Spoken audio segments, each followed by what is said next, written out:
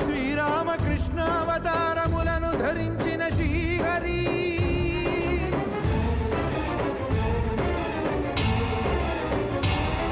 అవతారకుడం అవతారమూర్తిగా సాక్షాత్కరించి ధరింపజేయవయా